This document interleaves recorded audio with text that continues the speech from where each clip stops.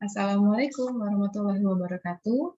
Hai teman-teman, kita ketemu lagi di mata kuliah Pengembangan dan Pelatihan SDM. Di pertemuan kedua kali ini, kita akan membahas mengenai manajemen strategi dan perencanaan SDM. Perencanaan strategis merupakan rencana keseluruhan perusahaan mengenai bagaimana mereka menyesuaikan kekuatan dan kelemahan internal dengan kesempatan dan ancaman eksternal yang bertujuan untuk mempertahankan keunggulan kompetitif. Jadi, di perencanaan strategis ini, perusahaan harus dapat mengidentifikasi secara internal maupun eksternal perusahaan. Kalau di internal perusahaan, yang diidentifikasi adalah kekuatan dan juga kelemahan dari perusahaan. Kekuatan itu kan seperti sumber daya yang dimiliki oleh perusahaan yang dirasa memiliki kelebihan dari perusahaan pesaing. Nah, kalau kelemahan itu merupakan apa yang bisa dilakukan kompetitornya yang lebih baik dibanding dengan ketika perusahaan tersebut melakukannya. Nah, kalau misalnya kesempatan, itu merupakan peluang-peluang yang dapat dimasuki oleh perusahaan. Mungkin seperti segmen pasar baru, atau mungkin produk baru, dan sebagainya. Kemudian ada ancaman eksternal. Kalau ancaman eksternal ini biasanya merupakan hal-hal yang memberikan dampak negatif terhadap perusahaan yang sumbernya itu dari eksternal perusahaan. Misalnya munculnya kompetitor baru, kemudian mungkin ada kebijakan-kebijakan dari pemerintah terkait dengan usaha dari perusahaan tersebut, dan sebagainya. Manajemen strategis. Ini merupakan proses mengidentifikasi dan rencana strategis dengan menyesuaikan kemampuan perusahaan versus permintaan lingkungan sekitar, sehingga bisa sejalan ya antara supply dari perusahaan dengan demand dari pasar terkait dengan produk atau jasa yang ditawarkan oleh perusahaan. Jenis-jenis strategi. Nah, jenis-jenis strategi ini ada 3. Ada strategi korporat, strategi kompetitif, strategi fungsional. Nah, kalau strategi korporat itu merupakan jenis strategi yang mengidentifikasi portfolio bisnis secara total dan membentuk perusahaan dengan menghubungkan bisnis-bisnis satu sama lain. Jadi ini adalah skupnya dari seluruh perusahaan ya. Yang termasuk strategi korporat itu ada strategi diversifikasi, strategi integrasi vertikal, strategi integrasi horizontal, strategi konsolidasi, dan juga ada strategi ekspansi geografis. Kalau strategi diversifikasi itu adalah strategi yang berupaya untuk menambah produk dan jasa baru yang bisa ditawarkan perusahaan kepada pasar. Kemudian kalau strategi integrasi vertikal itu adalah upaya mendapatkan kontrol atas distribusi atau pemasok.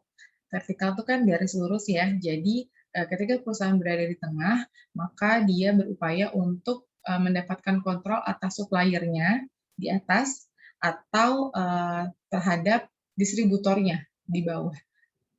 Jadi ketika perusahaan bisa mengendalikan suppliernya, juga distributornya, maka ia merasa memiliki keunggulan bersaing.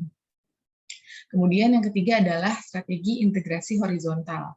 Nah, kalau ini garis horizontal itu kan sejajar ya, mendatar. Maka strategi ini adalah upaya untuk meningkatkan kontrol atas pesaing dari perusahaan. Yang keempat, strategi konsolidasi. Ini adalah upaya untuk penggabungan usaha dari 2 perusahaan atau lebih, dan biasanya menciptakan atau melahirkan perusahaan baru. Ekspansi geografis. Ini merupakan strategi memperkenalkan produk atau jasa yang ditawarkan perusahaan ke geografis baru atau ke daerah baru, yang mungkin biasanya pemasarannya hanya seputar Jakarta, ini mungkin melakukan ekspansi geografis ke luar Jakarta, atau ke luar pulau, atau bisa juga ke luar negeri. Nah, kalau strategi kompetitif merupakan strategi yang mengidentifikasi cara membangun dan memperkuat posisi kompetitif jangka panjang unit bisnis dalam pasar. Jadi, strategi kompetitif ini pasti juga sejalan dengan strategi korporat, bahkan mungkin mensupport atau memperkuat. Yang termasuk dalam strategi kompetitif yaitu kepemimpinan biaya. Ini merupakan keunggulan menciptakan biaya yang rendah. Jadi perusahaan berupaya untuk menekan harga yang ditawarkan dengan cara menekan biaya-biaya produksinya. Kemudian yang kedua adalah diferensiasi. Diferensiasi ini strategi untuk meningkatkan kemampuan menciptakan barang dan jasa yang lebih dari pesaing. Bisa secara kualitas atau kuantitas dan sebagainya. Kemudian kalau focuser atau strategi fokus, ini melayani kebutuhan spesifik ceruk pasar. Jadi dia justru mengambil strategi dua sebelumnya, kepemimpinan biaya dan diferensiasi, tapi untuk segmen pasar yang lebih sempit. Misalnya mungkin untuk menawarkan produk khusus untuk tunanetra. Nah, itu kan ceruk pasar ya, segmennya khusus. Nah, itu merupakan strategi fokus. Yang ketiga ada strategi fungsional. Ini merupakan strategi yang mengidentifikasi apa yang harus dilakukan setiap departemen untuk membantu bisnis demi mencapai sasaran strategisnya. Ini sama dengan strategi sebelumnya, strategi kompetitif, juga sama-sama mensupport strategi korporatnya. Jadi pasti sejalan strateginya. Nah, tapi kalau strategi fungsional ini biasanya dilakukan di masing-masing departemen. Misalnya ada strategi pemasaran, mungkin terkait dengan bagaimana iklan yang harus dilakukan untuk memasarkan produk dari perusahaan. Kalau misalnya strategi produksi, mungkin terkait dengan bagaimana bisa memproduksi barang atau produk yang berkualitas dan atau mungkin kuantitas yang sesuai dengan tujuan atau target dari perusahaan. Atau mungkin strategi SDM, bagaimana menciptakan atau meng-hire SDM berkualitas demi tercapainya tujuan perusahaan. Nah, itu adalah contoh-contoh dari strategi fungsional. Jadi yang ditetapkan dari setiap departemen ya, yang fungsinya juga sama untuk mensupport strategi perusahaan secara total. Manajemen SDM strategis. Ini adalah fungsi untuk atau peranan untuk merumuskan, melaksanakan kebijakan dan praktik SDM yang menghasilkan kompetensi dan perilaku karyawan yang dibutuhkan perusahaan untuk mencapai sasaran strategisnya. Pengertian dari perencanaan SDM adalah proses analisis dan identifikasi yang dilakukan organisasi terhadap kebutuhan akan sumber daya manusia, sehingga organisasi tersebut dapat menentukan langkah yang harus diambil guna mencapai tujuannya. Karena kan setiap tujuan yang ditetapkan oleh perusahaan, maka yang melaksanakan adalah sumber daya manusianya. Nah, bagaimana upaya yang dilakukan agar sumber daya manusianya ini bisa mencapai tujuan dari perusahaan, maka ini adalah yang dilaksanakan oleh perencanaan SDM.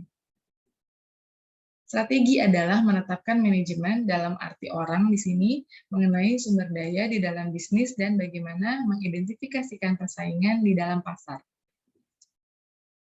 Perencanaan SDM bertujuan untuk menghindari adanya kelebihan atau kekurangan tenaga kerja dengan melaksanakan penempatan yang sesuai pada waktu yang tepat, sesuai dengan kebutuhan, dengan maksud agar perusahaan dapat menekan biaya operasional sekecil mungkin.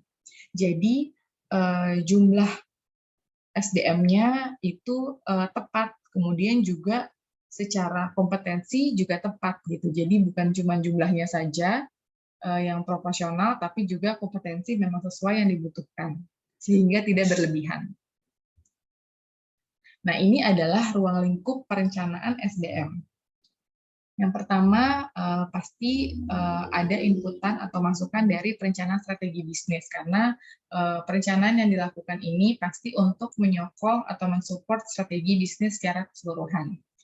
Yang kedua, terkait dengan informasi pegawai. Jadi, di perencanaan SDM ini pasti bisa mengidentifikasi terkait dengan data-data karyawan seperti namanya, umurnya, kemudian keterampilannya, potensinya, latar belakangnya. Hal ini dimaksud untuk dapat memetakan karyawan dengan potensi yang seperti apa, dengan latar belakang seperti apa, untuk bagian apa di perusahaan.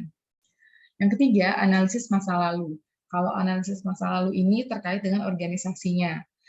Struktur organisasinya seperti apa, tanggung jawab setiap masing-masing bagian itu seperti apa, staffing-nya bagaimana, kemudian informasi terkait flows, trends, turnover karyawan, transfer karyawan, data kematian karyawan, pensiun, dan lain-lain. Kemudian yang keempat adalah perencanaan SDM, terkait jumlahnya, produktivitasnya, pasar kerja eksternal, dan lain sebagainya. Pasar kerja eksternal itu adalah pasar tenaga kerja yang diperoleh dari luar perusahaan. Nah, jadi ini bertujuan untuk pemenuhan kebutuhan karyawan yang diperolehnya dari pihak luar, misalnya melalui iklan lowongan pekerjaan, walk-in interview, dan lain sebagainya. Ruang lingkup yang kelima adalah program SDM. Nah, ini tadi bisa yang dibahas itu pasti terkait penarikan, seleksi, pengembangan karyawan untuk mendapatkan kompetensi yang dibutuhkan perusahaan, kemudian bagaimana sistem penggajiannya, kemudian manajemen karirnya seperti apa. Nah, ruang lingkup ini setelah dijalankan pasti kita butuhkan umpan balik untuk mendeteksi apakah sudah efektif dan efisien yang sudah dijalankan. Maka ketika kita mendapatkan umpan balik, kalau ada yang harus diperbaiki atau dirasa kurang efektif, maka dilakukan perubahan dan pembaharuan. Nah, ini pasti terkait juga dengan perencanaan strategi bisnisnya. Apakah ada perubahan untuk menyesuaikan atau justru ini memang sudah tepat dan membantu untuk mencapai strategi bisnis perusahaan. Yang ketujuh adalah analisis lingkungan. Analisis lingkungan ini adalah hal-hal yang terjadi di eksternal perusahaan. Perencanaan SDM tantangan karir abad 21. Paradigma nilai tambahnya termasuk konsentrasi pada pengadaan, delivery dari karyawan. Pengadaan ini maksudnya bahwa karyawan itu sudah sesuai secara jumlah maupun kompetensinya. Kemudian memahami mengapa sesuatu bisa dilaksanakan. Kuasai kompetensi SDM yang memang membantu tercapainya tujuan perusahaan. Kemudian perluas batas-batas atau extending boundaries, ini akan kita bahas di beberapa slide selanjutnya.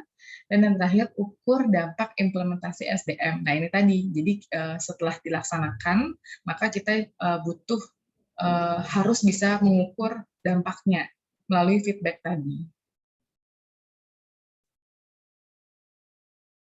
Fungsi-fungsi PSDM. Yang pertama, perencanaan organisasi, pekerjaan, dan manusia. Ini melalui strategi MSDM dan perencanaan SDM. Ini merupakan upaya menyusun langkah strategi untuk menyiapkan SDM secara tepat dari sisi jumlah maupun kualitas yang dibutuhkan. Kemudian pengadaan SDM, itu tadi sama melalui rekrutmen, seleksi, penempatan, yang disesuaikan antara kebutuhan dengan kompetensi dari masing-masing karyawan. Yang ketiga, membangun performance individu dan organisasi. Ini dilakukan melalui pelatihan dan pendidikan secara teknis perusahaan, teknis pekerjaan, teoritis, moral, yang juga dikaitkan dengan budaya perusahaan. Atau selain pelatihan dan pendidikan, masih banyak cara ya, seperti mungkin mentoring melalui senior, atau hal lain yang bisa dilakukan. Kemudian fungsi PSDM yang lain ada reward untuk karyawan. Reward untuk karyawan ini masih dibagi lagi, ada performance appraisal, direct compensation, juga indirect compensation. Kalau performance appraisal itu adalah penilaian kinerja yang sistematis yang dilakukan secara rutin. Nah, ini biasanya untuk memahami kemampuan karyawannya. Yang dinilai itu biasanya jumlah pekerjaan yang dihasilkan, kemudian bagaimana kualitas hasil pekerjaannya, kemudian ketepatan waktu dalam penyelesaian pekerjaannya. Nah, kalau direct compensation ini adalah kompensasi langsung, biasanya berupa gaji atau upah, kemudian insentif. Nah, itu kan adalah hal-hal yang berupa kompensasi yang langsung diberikan setelah karyawannya melaksanakan tanggung jawabnya. Nah, ada lagi indirect compensation. Ini adalah kompensasi tidak langsung. Contohnya itu kesejahteraan karyawan, fasilitas-fasilitas yang didapat oleh karyawan, pokoknya hal-hal kompensasi yang terkait kesejahteraan karyawan di luar upah atau insentif. Kemudian ada maintaining human resources. Ini ada collective bargaining. Collective bargaining ini adalah kesepakatan kerjasama antara serikat pekerja dengan perusahaan. Biasanya ini menyepakati hal-hal yang mengacu kepada kepentingan dari perusahaan dan juga kebutuhan dari para pekerjanya. Kemudian ada organizational exit. Nah, ini adalah proses pengelolaan kondisi di mana karyawan meninggalkan organisasi. Banyak sekali ya hal-hal atau faktor-faktor yang mempengaruhi kenapa karyawan keluar dari perusahaan. Mungkin bisa jadi karena performance appraisal-nya kurang bagus, atau mungkin ada upaya dari perusahaan untuk perampingan perusahaan, perampingan karyawan. Jadi banyak hal-hal yang menyebabkan karyawan keluar dari perusahaan. Nah, ini adalah proses pengelolaan kondisi tersebut. Nah, yang ketiga ada outplacement. Outplacement ini adalah upaya untuk membantu pencarian kerja untuk karyawan yang sudah di PHK. Nah, jadi setelah karyawan keluar dari perusahaan dengan beberapa faktor tadi, maka perusahaan juga memberikan upaya agar karyawan-karyawan yang sudah keluar ini dapat segera mendapatkan pekerjaan pengganti. Nah, biasanya ini cara-caranya adalah pelatihan kerja, kemudian juga konseling karir. Konseling karir ini banyak ya, bisa berupa diskusi, kemudian bisa juga konseling akan resume. Bagaimana resume yang baik agar dapat dengan cepat mendapatkan pekerjaan yang baru. Keputusan strategik dan implikasi untuk PSDM. Nah, ini adalah contoh-contoh keputusan strategik dan bagaimana PSDM menyikapinya. Yang pertama misalnya strategi untuk menambah peralatan baru. Nah, yang harus dilakukan PSDM adalah melaksanakan pelatihan. Karena ketika ada peralatan baru, maka mungkin prosedurnya berbeda dengan peralatan yang lama, atau mungkin tata caranya, petunjuk dan sebagainya. Maka perlu dilakukan pelatihan agar SDM-nya siap untuk melaksanakan strategi tersebut. Kemudian ada strategi peningkatan melalui penambahan pendapatan. Nah, yang dilakukan SDM ini bisa melalui seleksi, kemudian pelatihan, atau kompensasi. Kemudian untuk strategi tambahan hutang untuk menghindari pengambil alihan, nah, yang bisa dilakukan adalah kompensasi. Kompensasinya berupa pengurangan ya, atau outplacement tadi, pengurangan karyawan, tapi menggunakan metode outplacement. Jadi walaupun sudah dilakukan pengurangan karyawan, tapi perusahaan tetap bertanggung jawab terhadap karyawan yang sudah di PHK. Biasanya hal ini dilakukan untuk mengurangi dampak-dampak negatif terhadap perusahaan, seperti misalnya demo dan sebagainya. Kalau strateginya penjualan produk secara internasional, maka mungkin yang harus dilakukan PSDM adalah seleksi karyawan-karyawan yang mungkin kalau internasionalnya itu membutuhkan bahasa asing, mungkin karyawannya juga harus bisa berbahasa asing, atau mungkin karyawan yang sudah ada tapi diberikan pelatihan khusus, atau mungkin tambahan kompensasi, dan sebagainya.